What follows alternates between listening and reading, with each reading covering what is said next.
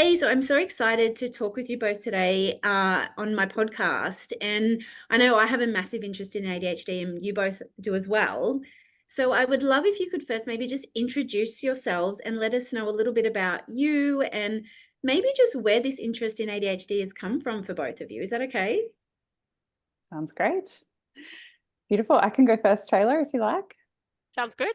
Yeah, no worries. So my name's Kendall. Thanks, Sky, so much for having us on. We're both super excited, to chat with you today and to chat about those similar interests. So thanks for inviting us on. So I'm Kendall. I'm a clinical psychologist. I work on Dharawal country, so in the northern suburbs of Wollongong. I have a practice in Woonona.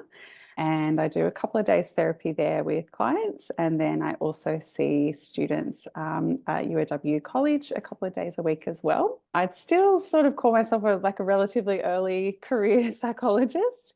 But yeah, have just absolutely loved the last couple of years that I've been out in the field working with people after all those years of study. It's been, such a privilege and learnt so much and just, really can't wait to see how things continue to evolve and unfold as our clinical interests change. Taylor, I might let you introduce yourself and then we can maybe chat about the ADHD and how we got all into that. Yeah, sounds like a good idea. Also thanks so much, Sky, for having us on. Stoked to be here. I'm Taylor. I am a clinical psychologist and I work as a postdoctoral research fellow at the National Drug and Alcohol Research Centre at UNSW. And then I also kind of wear my clinical psychologist hat in private practice 1 day a week. So I do it a little bit differently. I have kind of that research. I'm a researcher clinician is what they call it. And do private practice 1 day and then research 4 days. So I studied at UOW many years ago now. It feels like, started at UOW many years ago, I should say. Only recently have finished, just like Kendall had said. And then decided to pursue a PhD and do a PhD as well as our clinical masters. And that's where Kendall and I met, was in our clinical masters program. So I've been out of that finished a PhD last year. So been practicing for a few years now. And I love the balance between research and private work. I think if I'm honest, I would love like an extra day in private work, but research has kind of got my dedication at the moment. But we kind of do that. I work in Cronulla, and then Kendall and I, separate to both of those things, have a business together called Our Mind Space Psychology, which is where we run our adult ADHD groups. So it'd be really cool if you could tell me a little bit about, you said you met in uni together, and is that where sort of your program that you developed started? Because I see the passion for ADHD that you have within your clinical practice. Yeah, absolutely. Taylor, feel free to jump in at any point if you like. But we met during our masters at UOW. So as part of your, as you would know, Sky, like as part of your masters, you often do a placement at the university clinic. And so we were at Northfields and we were working with a lot of individuals with ADHD and supporting them with that. Taylor and I both absolutely loved that individual work. Get so much out of working with people with ADHD. Like the sessions are just always a blast and just such a privilege to meet people from all different walks of life and support them with the different things that they're going through. And we noticed though that was so many referrals coming through that they were really sort of stacking up on the wait list, and there's only so many psychologists there at the clinic. And so we got to thinking about like, okay, what would be a great way to sort of support these people to access treatment a bit more quickly, a bit more efficiently, and also benefit from having that shared experience of being in a group with other ADHDers and sort of seeing, that you're not alone and that there are other people who can relate and other people whose brains work similarly to you. And so after a little while, after we'd done quite a lot of individual sessions, this idea was born of how about we start a group? Seemed like such an, just an innocent idea at the So time. easy. And wow, there was a lot of work involved. But I think we actually loved the process of making and like creating the group program almost as much as we loved delivering it.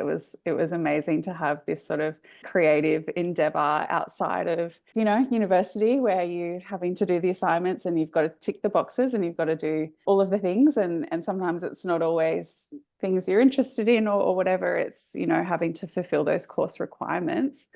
So to do something that was on our terms that we really enjoyed and really loved, yeah, on top of what we were already doing, I don't know what we were thinking, but we loved it every step of the way, right? Yeah, it was, you know, it takes a lot of like time and effort to, I guess, to develop something that is, you know, good enough, I guess, to kind of bring to the community, or as we did at the time, bring to Northfields Clinic, which is where we were doing our degree there. So yeah, we kind of developed it outside of the university in our summer break, and yeah, kind of came back to the clinic that next year and presented it to supervisors, and they were really keen to support us and to actually allow us to run it at the clinic whilst we were still provisional psychologists. And that was an awesome experience. I guess prior to that, though, or just prior to that, I think we had 2 sessions in person, or maybe one, Kendall, and then COVID hit. So it was pretty wild. Like, here we were, provisional psychologists, just learning the ropes, developed this group, decided to start to run it at the clinic, and then COVID hit, and we were like, oh my gosh, we have to kind of do it online. But kind of a blessing in disguise now, because that's the where we run them now. We run them online. So can you tell me a little bit about the group? Like, what is it that you may, I don't know if teach is even the right word, but how would you explain the group to people who may be interested in hearing about it? yeah, that's a really good question. So I guess the group was developed to be kind of like taking a course rather than, you know, that like typical group therapy you might see on television. So we obviously, you know, encompass therapeutic components within the group, and I think being in a group environment is awesome, so awesome, and has so many therapeutic benefits to it in general. But yeah, we kind of describe it as like taking a course, a bit of a crash course in learning skills and strategies for difficulties that people might find are associated with ADHD. So it's a 6-week group program. It runs, like when we do run them, it runs once a week for the 6 weeks, 2 hours each week. We now do it over Zoom. And yeah, we just, I guess, teach people you know, some like cognitive behavioral therapy skills. So some general skills around like thought challenging and things like that. We do like a lot of conceptualization around like, what does it mean to be an ADHDer, and what does that look like? So I guess the first kind of couple of sessions are very much so around like educating people if they want some information around, what does that mean and what does that look like. We do a lot of like strengths. We try and do a lot of strengths-based approach. And then, I guess the subsequent sessions are mostly around like time management strategies, or like procrastination techniques that might help. We do like emotion regulation and mindfulness, and we try and weave in a lot of self-compassion as well. So I guess it's like creating an environment that is hopefully empowering ADHDers to, you know, come to terms with what this means for them, and to kind of see it not as like a deficit, but as such a strength, an advantage, whilst also helping them, I guess, develop some skills and strategies if they needed to kind of live in this kind of environment.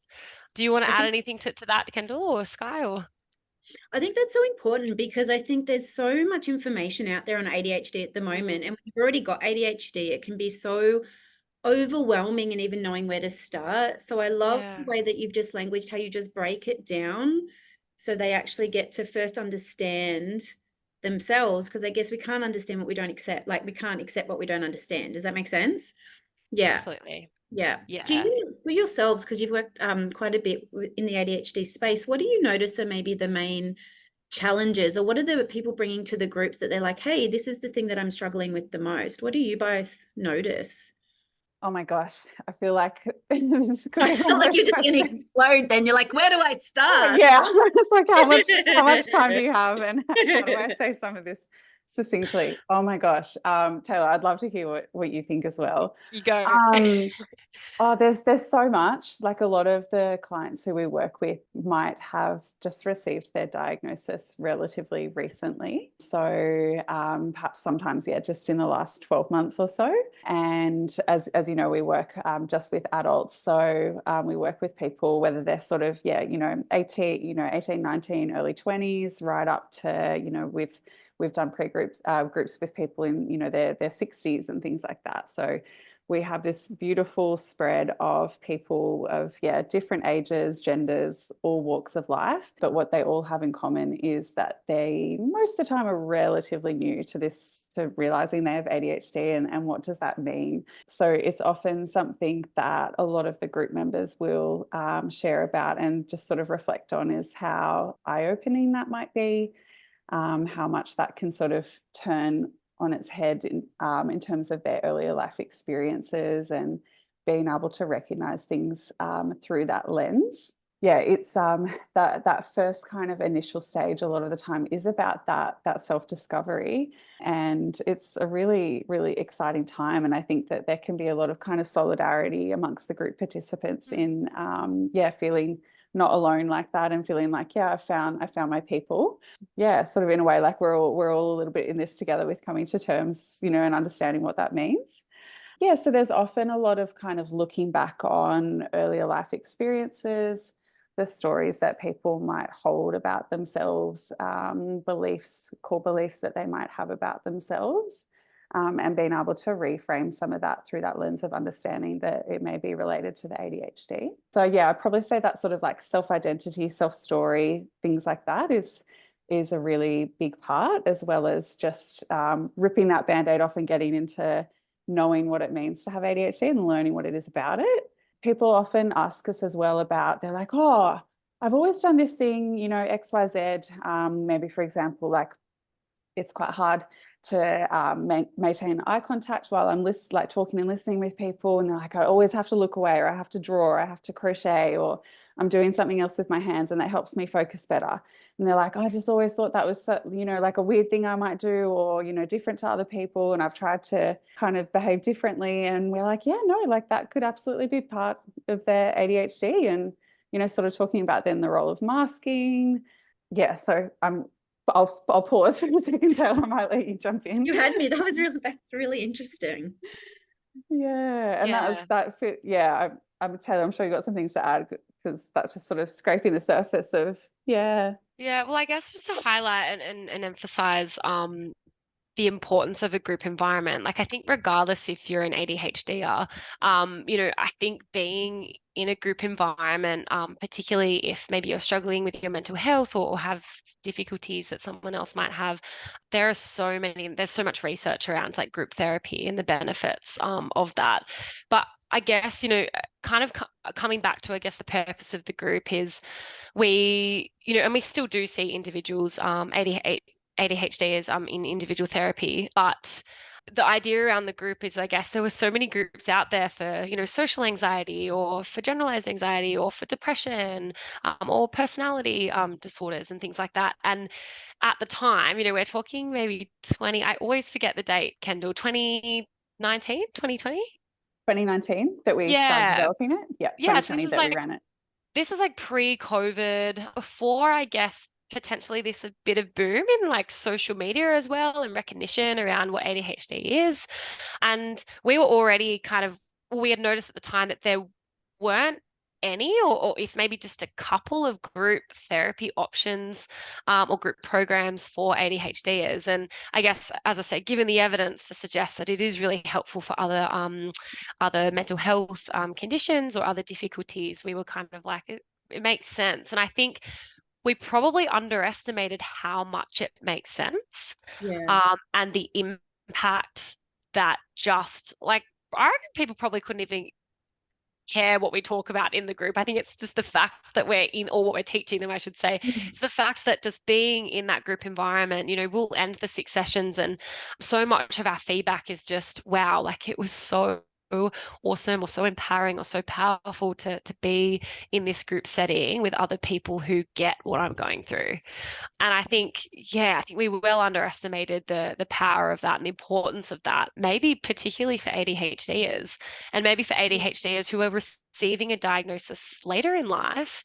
And it's, I guess, the beginning of self-discovery, or this journey of a self-discovery of who they are. And as Kendall had mentioned, like these core beliefs that they've maybe held true about themselves, others, the world, and starting to challenge that, and to take the mask off. I guess, a part of our role is to help people. I think education is a really important first step, but to kind of then help and support people along the way to take that mask off when they feel safe to do so. When you were talking then, I think what was coming up for me is I noticed with a lot of my clients, there's this deep level of shame around ADHD, and whether it's diagnosed or undiagnosed, just in terms of how they show up. And I guess what I'm hearing is that space that you're creating is a safe space where they can release some of that shame. Is that, you notice that in your groups as well?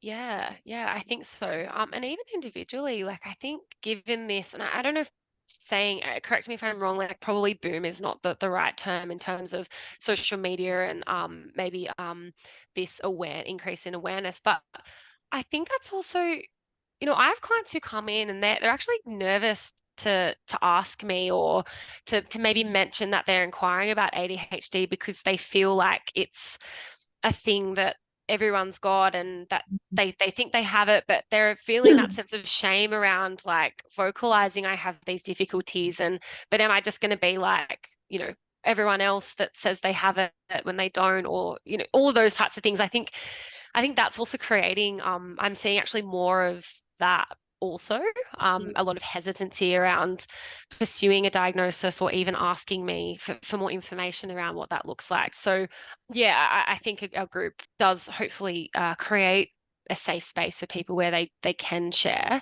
about their experiences, and that is really valuable.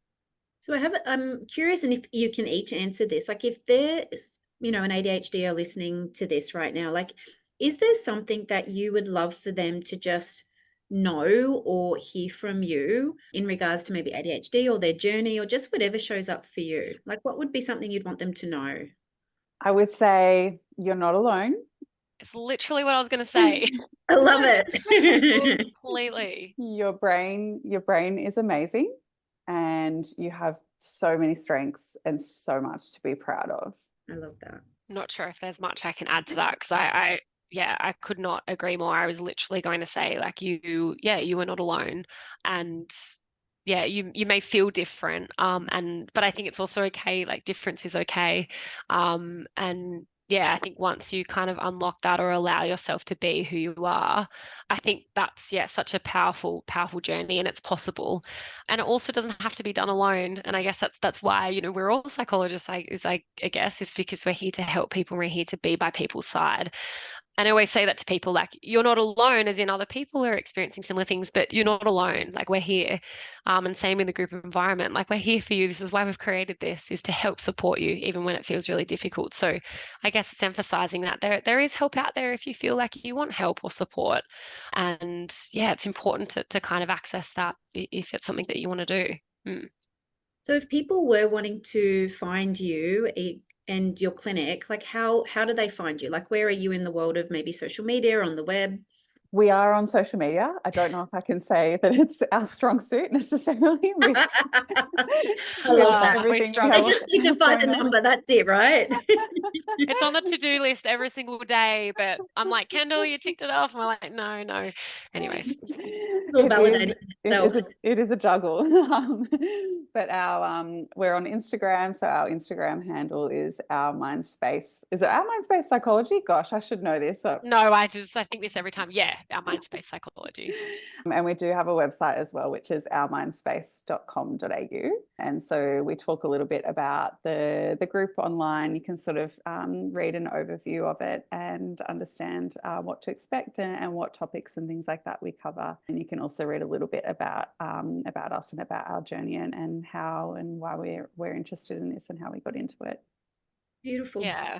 I think also to add, which might be helpful, is that the group is not for everyone, and we don't kind of advertise it as, it's for everyone. I guess when people do inquire about the group, and people can inquire through our website or throughout just sending us an email. We're usually pretty responsive to emails. We'll always schedule like what we call like a pre-group interview or chat, and it's pretty casual. But I guess it's an opportunity for Kendall or myself to like meet that person and to also understand like where they are on that journey. A lot of, I'd say most people who attend our group or who have attended our group might have received like a very early diagnosis, or sorry, a diagnosis fairly recently. So we get some referrals through like psychiatrists and things like that. And so this is usually, not always, but usually people's kind of first port of call or first step in terms of their journey. And I think that we kind of, I guess, not advertise the group for, I guess it's built to be that first step, because it is quite foundational in the sense of, providing information on ADHD. And then it is quite skills and strategies based throughout the group. So the pre-group is there for us to get to know the person, to get to also understand what their difficulties might be and their goals, and then whether we believe that the group, or whether they believe that the group would be a good match for them. And then we go through that process from there. So we don't kind of just send everyone through. We kind of really make sure that we think the person's going to get something out of it. And it's usually them presenting with some maybe everyday difficulties with functioning, that they want maybe to develop some tools on their tool belt to kind of go about the world and kind of manage those difficulties that they might have. We also give ADHDs or people in our group workbooks. So we post like hard copy workbooks for everyone, which have been beautifully graphically designed, which is awesome. And they're such like an easy way for people to, as we're going through the group, to kind of navigate that easily. We go through we've designed it in a way that post group or in between group, the sessions are really self-explanatory. So people can actually, in 3 months' time, maybe we taught a skill that wasn't relevant for them at that time. And then 3 months down the track, they're like, what are those skills that I learned and that weren't relevant then, but I kind of feel like I could utilize now. They could just go back to that session, go back to that workbook, and I guess start implementing those things. So I think that's a good strength about our group, or something that we've implemented to make that a little easier. I think that was one of the things that was drawn to me, is that when I get a sense of just reading your stuff online, that you're really drawn to what the ADHDer needs. Like there's a lot of attunement with like the client or the group or the space and how to make it work for them, versus, because I see some treatments like the ADHDer has to fit the treatment, but you kind of fit the treatment around the ADHDer. And I think that's a beautiful thing that I noticed is different with you guys. Does that make sense? Yeah, thanks, Sky. That's a lovely compliment. Yeah, and I guess as time has gone on and we've worked with more and more individuals, we have evolved the group as well. So when was it? Around about this time last year, Tayla, that we did like a full refresh of the client workbook and of our facilitator manual, and that was when we got them beautifully graphically designed. But I guess what was so important was, then taking a good couple of years of that clinical experience from our one-on-one work and really changing a lot. We probably changed or like updated and refreshed around about 50% of the content, if not Maybe more. say more. Yeah. I agree. But it did really evolve based on our experience. Yeah. Yeah. So really trying to kind of, meet, based on lots of the individuals we'd worked with as well. Meet some of those needs, meet people where they're at, and bring in a lot of those things that we found we were talking about with people individually, like masking, or talking about the differences in sort of like a neurotypical world and, an ADHD brain, and talking about how, it's not the ADHDers who are the problem here, but we have a very set neurotypical world, and that doesn't fit the bill for everyone. So bringing in a lot of those conversations, and adding lots of new content that hopefully has been helpful, and attuned to the clients who attend, like you say. Yeah, I guess I'd also add to that too around I think, as much as there's amazing benefits of a group program and group therapy, it also comes with difficulties around being able to tailor stuff, a whole lot. So I guess obviously individual therapy, you're dealing with working with, the person in front of you, and really able to kind of tailor skills and strategies to that person. I guess the benefit of the group is because it is a bit of a crash course, I guess, or a 6-week, I guess, intensive learning experience. It is more like efficient and more, I guess more efficient is probably the word in that sense. But I guess also to highlight, it's really nice, obviously, to hear you say that that's the vibe that you're getting, because I guess that's what we really try hard to produce. But also aware that we do present strategies, and I think it's around, as much as our group is fairly structured around like the way what we do in each session, I think we always caveat to people, always explain that we might teach you like 7 strategies today, or tools that some people say work, but what's important and what we emphasize is that along the way, like, this might not be relevant for you right now, as coming back to that previous point, like it might be relevant for you later, or you might just not like that tool. And so out of the 7, if you go home, and we get people at the end of every session to like write down like the 2 strategies that they're going to implement, or the 2 strategies that they like the most. And it's like, that's what you focus on. Like, we don't tell people you have to do all 7.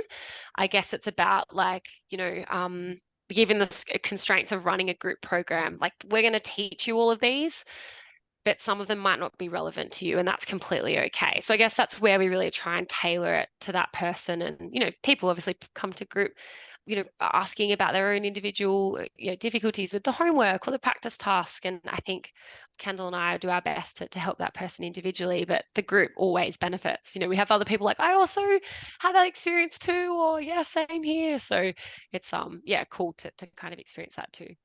Nice. So before we finish, I just wanted to check in. Is there anything else that either of you would like to share before we sort of finish having our chat today? Oh, I don't know. We've covered a lot. I mean, it's one of those things of like, you got to draw the line somewhere, because we could talk just forever, talk about right? it all day. Yeah. I don't know if anything immediate comes to mind for me. How about you, Tayla? I guess my only thoughts are, and whether you want to, maybe you're best to talk about this a little bit more, Kendall, is maybe just next steps for us, even thinking about like our ACT group that we might be starting up, or developing. It's in the works. Do you want to kind of maybe talk a little bit about that? Yeah, I can mention it briefly. It's been like this ongoing thing on my to-do list for like a year and a half. I'm hearing a thing here. Always lots of projects and things going. We recognize that I think our group can be really, really great for some clients, for a particular clientele, maybe depending on their background or where they're at in life or what they're needing. And then based on like our individual work, we also recognize that there are some clients who could really benefit from a more ACT-based approach. So ACT being acceptance and commitment therapy for our listeners.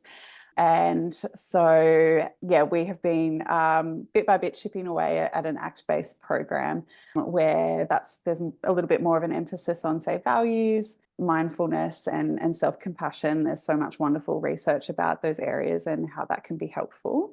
And often, sometimes Tayla and I will get a bit of a feel for whether it's with someone we might be working with individually, or whether it's in the pre-group interview.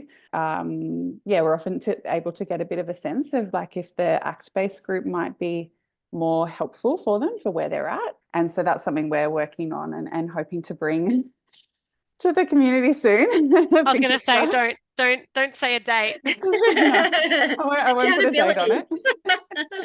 Yeah, true. Love it. Well, that's exciting. It's on the to-do list. Yeah. Sharing that. Yeah. So anyway, stay tuned, but don't hold on to the edge of your seat thinking it's going to be there tomorrow. Well, thank you both for joining me today. I've actually really enjoyed talking with you both about your ADHD journey and your group. So yeah, thanks for joining me. And thanks, Sky. Yeah, thanks so much, Sky. Thank you so much for having us on. It's been really lovely to chat about it. As an ADHD, I always struggle to like with endings. I'm like, yeah, but there's another question. Like, That's why I'm like the end. I'm like full stop at Sky. We'll be here for another hour. So. Literally. But thanks for your And we would love to be too. So that's always okay. All right, guys. I appreciate your time. Thanks, Thanks, Sky. Guy.